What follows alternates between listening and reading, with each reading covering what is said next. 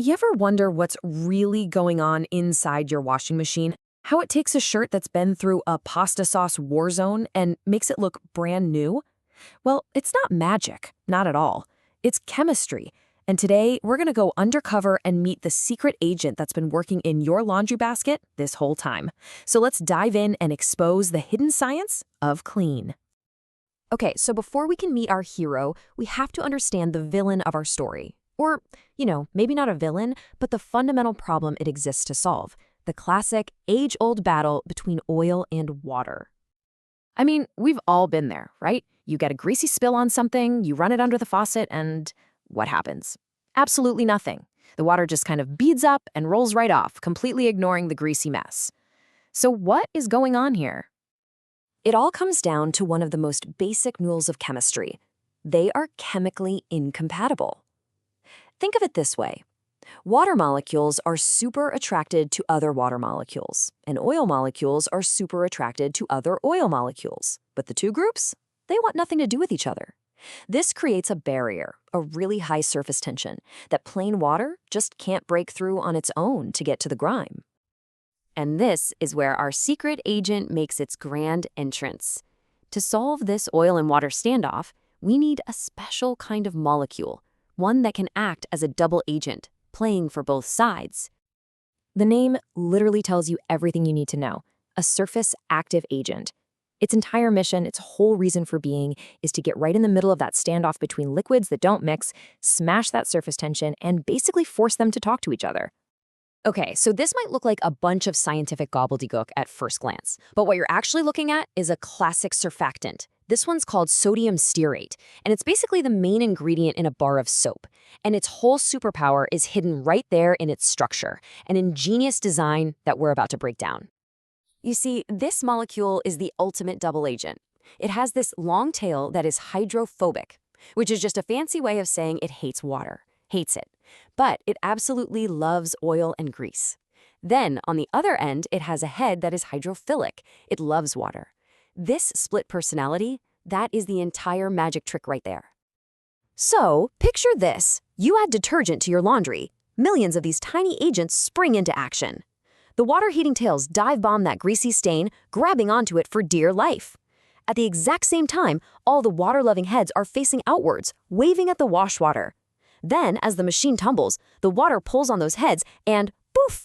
Like a million microscopic cranes, the whole molecule lifts the grease right off your clothes, trapping it in a little bubble so it can be washed away for good. But it gets even better. It's not just one type of secret agent.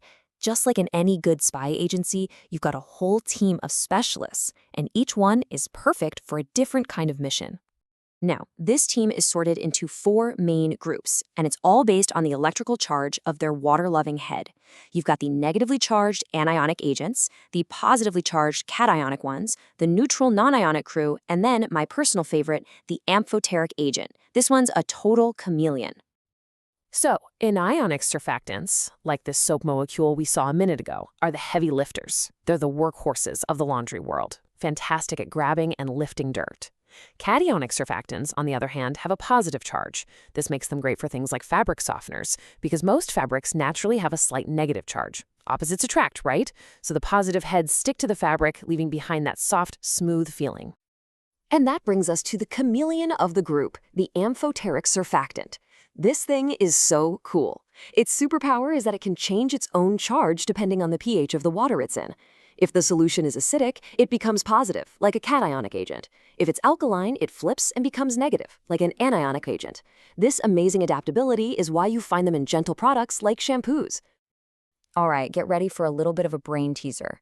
This might sound like a riddle, but it actually points to a really important difference in the world of cleaning.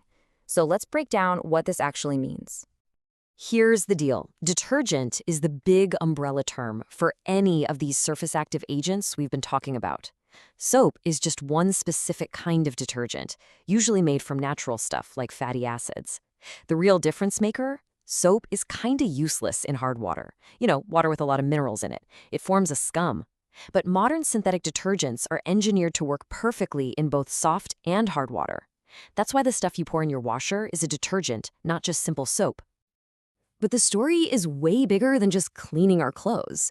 These same ideas, these chemical assistants, are absolutely crucial to making our clothes in the first place. Think of this next group as the behind-the-scenes support crew for the entire textile industry. See, before you can even think about dyeing a fabric, you have to prep the canvas, so to speak, and that takes a whole team. You've got acids and alkalis to get the pH just right for the dye to stick. You've got swelling agents that literally pry open the fabric's fibers so the dye can get in deep. Dispersing agents make sure the dye spreads out nice and even, no clumps.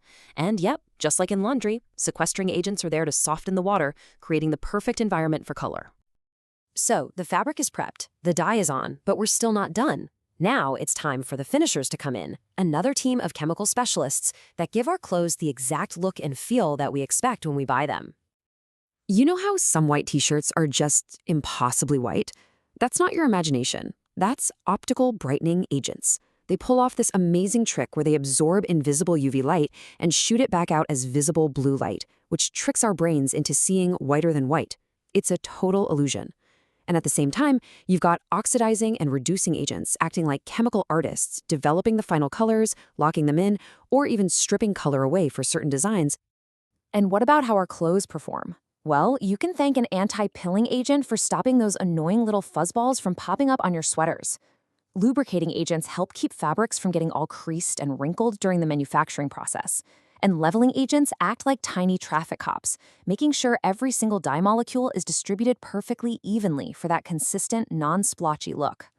So the next time you put on your favorite pair of jeans, or just throw a load of laundry in the machine, maybe take a second to appreciate the invisible army of molecules that are working for you.